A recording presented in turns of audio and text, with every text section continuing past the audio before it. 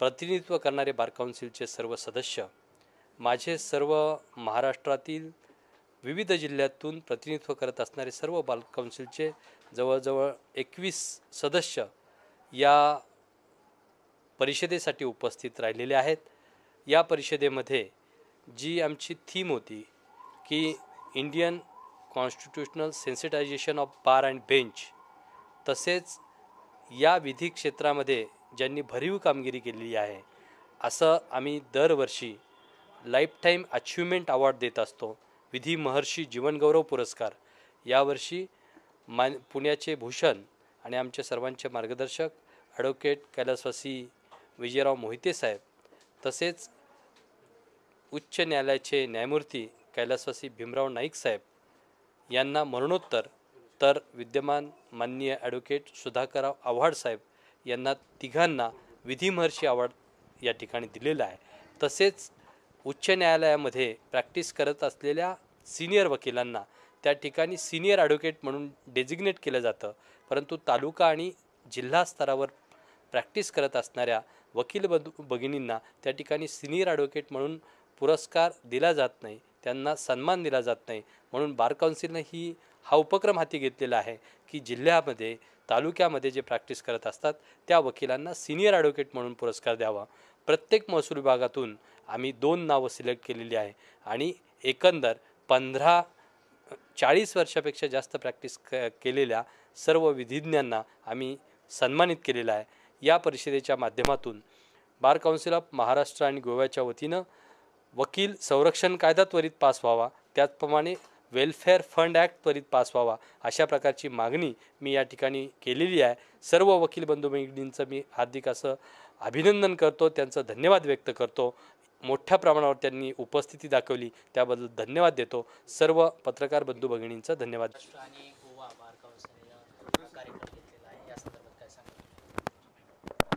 Maharashtra bar association आणि Goa bar association यांच्या संयुक्त विद्यमानं आजचा हा कार्यक्रम होता।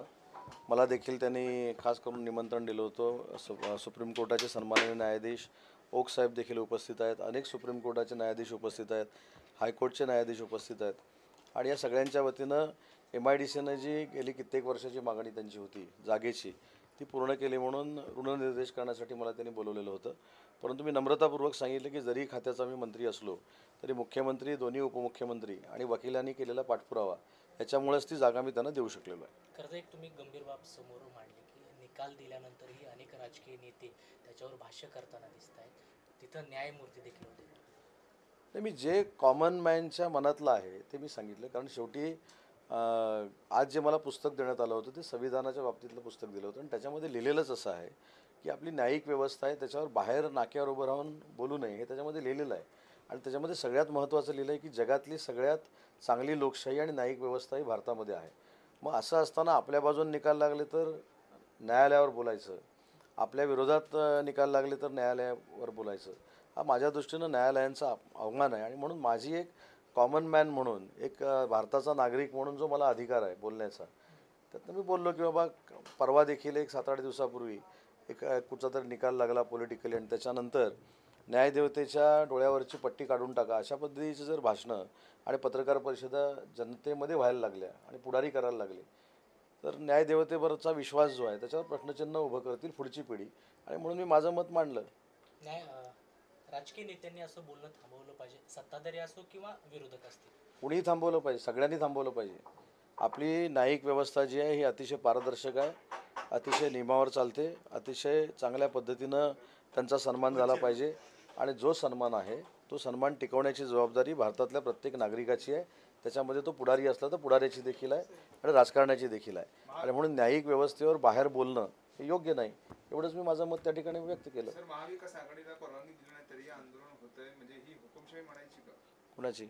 महाविकास आघाडीला आज मुंबईमध्ये आंदोलन करण्याला परवानगी दिली नाही तरी पण त्यांनी आंदोलनाला सुरुवात केलेली आहे। एक लक्षात घ्या, मी तुम्हाला सिंधुदुर्गातलं एक उदाहरण सांगतो। त्या ठिकाणी छत्रपती शिवाजी महाराजांचा पुतळा पडला, त्याच्यानंतर तिथले लोकप्रतिनिधी असतील, मुख्यमंत्री मोदयांनी दिलगिरी व्यक्त केली, दोन्ही उपमुख्यमंत्र्यांनी दिलगिरी व्यक्त केली। एवढंच नाही तर स्वतः देशाच्या पंतप्रधानांनी सांगितलं की माझं देखील आराध्य दैवत हे छत्रपती शिवाजी महाराज आहे। माझ्या पंतप्रधान पदाच्या राजकीय कारकिर्दीला मी रायगडावरच जाऊन सुरुवात केलेली आहे. त्याच्यामुळे ही जी दुर्घटना घडली त्याच्याबद्दल मी त्यांच्या चरणावर डोकं ठेवून माफी मागतो. मग एवढा मोठेपणा देखील लागतो आणि असं केलेलं असताना स्वतःचं आता काही शिल्लक राहिलं नाही म्हणून आंदोलनं करत सुटायचं हे कितपत योग्य आहे? आता कुठच्या गोष्टीला आंदोलन होत नाही, प्रत्येक गोष्टीला आंदोलन होतं आहे. कुठंतरी आपण 100पर्यंत पोचावं असा हा प्रयत्न आहे.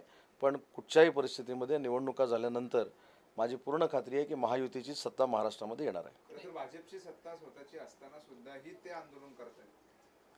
नाही, लोकशाहीमध्ये प्रत्येक पक्षाला स्वतःची भूमिका घेण्याचा अधिकार आहे.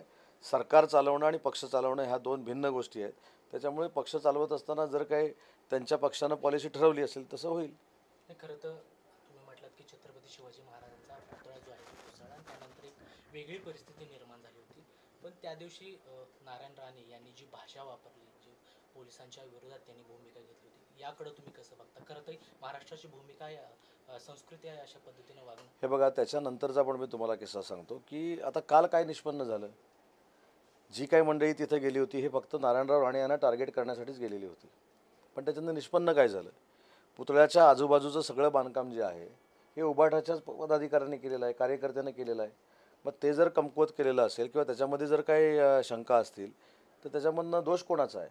आणि म्हणून सिंधुदुर्गामध्ये काहीतरी झालं तर नारायणराव राणेंना टार्गेट करायचं, रत्नागिरीमध्ये काय झालं तर मला टार्गेट करायचं, हा काही लोकांचा उद्योग बनलेला आहे.